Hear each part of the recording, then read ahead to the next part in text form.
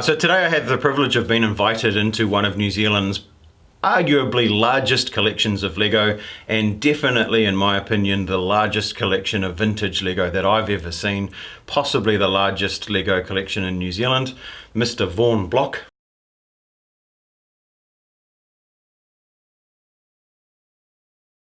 Vaughan, thank you so much for having me here today, and thanks for agreeing to do this video. Tell us a little bit about what you've done here.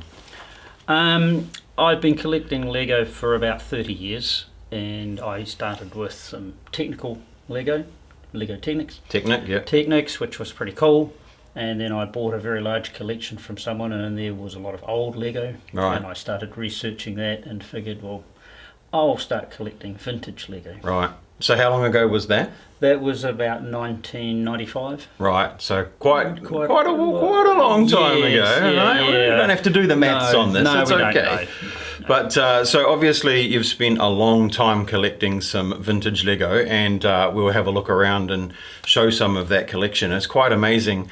What was it that drew you towards the vintage as opposed, because it's obviously harder to get It's very hard, than the more modern stuff. What was the attraction there for you? I think because I saw some of the newer sets coming out, and I wasn't that impressed with some of the newer Lego, so I wanted to go back to the original. Right. And I liked the basic colours.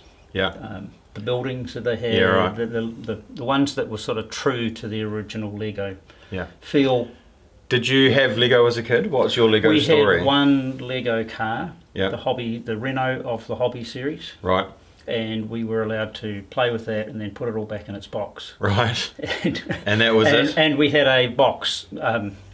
My older brother made a wooden box with a lid on it at school. Yeah. And that was full of Lego, but that was Nice. just bricks and things. So Nice.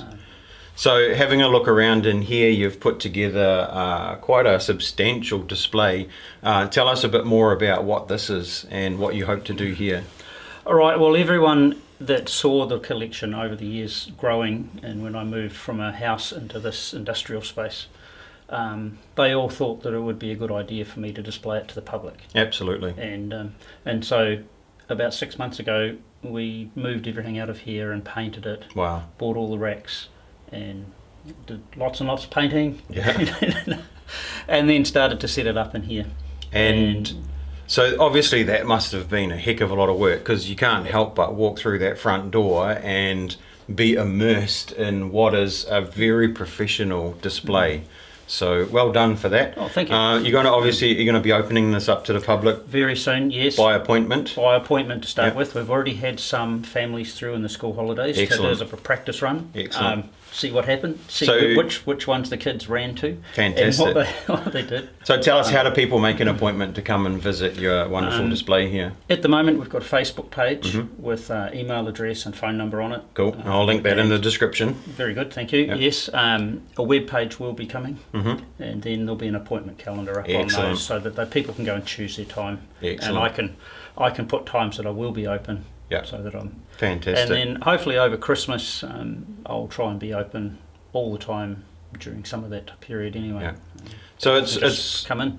it's not just Lego that you have here as well. You also have sort of like the add-on things, like you've got a rack of bags over there, which some of them I've never seen before. You've got some old store displays and ones that were used at the movies. Where did you come about all of these things? Because they're not that easy to come by. No, I should probably just say I've acquired them and then leave it at Of course. So people do know what I collect now, Right. and I've got some very good associates, Excellent. mostly in the Lego community, but not all of them. And if they see something weird or unusual, then they give me a call. You're the one they give or a call? send me a link. Yeah. Or they buy it anyway and know that I'll buy it off them again. Excellent. And so that is a matter of acquiring things. Sure, for sure. Yeah. Obviously, in the last few years, I've noticed a trend towards more adult-centric Lego, and Absolutely. particularly the last 2 years, Lego themselves have been selling stuff as adult-centric. What's your sort of feel on that? That's fine, and some of it's very good. I still like the nice technical sets, and just as because I think they're pretty cool. Yeah.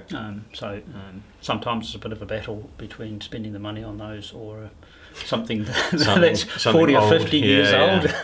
You're a part of the Auckland AFOL Lego community in Auckland. Tell us a bit about that and what you do and your involvement in the clubs around. I've been a part of that club now for 6 years, I think. There's an Auckland Lego User Group? Auckland Lego User Group, yes. And exhibited at all their big shows over the last 6 years. 6 years, yeah. I first met you back in 2016, I think it was. Probably was. I'd have to check my badges and see where they go back. I remember it quite vividly, actually, because when I came up for the Auckland Brick Show in 2016, I remember yours specifically because you had those shelves over there, the Video Easy shelves, with all of the vintage stuff on them, and I was just blown away by the quality of the vintage collection that you had even back then, because that's stuff that I'd only ever seen in books or on documentaries or something like that, and to see it in the brick, so to speak,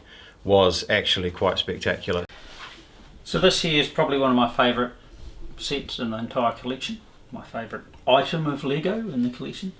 The 309, it's a church set which everyone knows about, and it has a unique brick with anno and a date on the front. These are very rare even as parts. All the parts in this set are acrylic, which means that it's very unstable and it doesn't actually join together. There's absolutely no clutch power in any of the parts on this set. It's incredibly rare to find one in its box, and I was very fortunate in a collection I bought of a box of junk really, and then I got this one here which is actually in its original box with all the original parts. This set never came out with instructions. It had a picture on the box, so you just did your best at making it based on the picture, and it was possibly based on a design of a church in a town called Give in Denmark, but the story's never really been confirmed as to where it was based from.